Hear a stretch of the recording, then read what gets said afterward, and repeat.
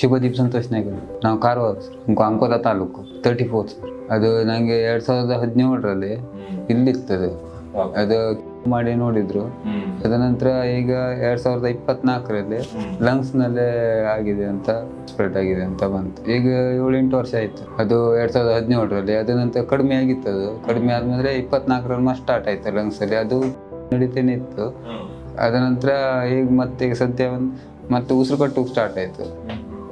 ಅದ ನಂತರ ನಾ ಮೊಬೈಲ್ ನೋಡ್ಬೇಕಾದ್ರೆ ಯೂಟ್ಯೂಬ್ನಲ್ಲಿ ನಿರಂಜನ್ ದೇಶಪಾಂಡೆ ಸರ್ ಅವರು ಅದ್ರ ಬಗ್ಗೆ ಒಂದು ಹೇಳಿದರು, ಮಾತಾಡಿದರು. ಅದ್ರ ಸಲುವಾಗಿ ನಾನು ಬಂದದ್ದು.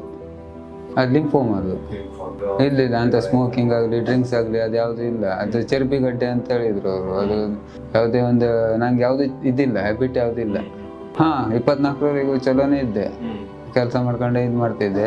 ಈಗ 17ರಲ್ಲಿ ಮತ್ತೆ ಅದು ನನಗೆ ಕೆಮ್ಮು ಸ್ಟಾರ್ಟ್ ಆಗಿಬಿಡ್ತಿದೆ. ಕೆಮ್ಮು ಸ್ಟಾರ್ಟ್ ಆಗಿಬಿಟ್ಟೆ ಅದು ಶ್ವಾಸಕೋಶ ಡಾಕ್ಟ್ರು ಚೆಕ್ ಮಾಡಿದ್ರು.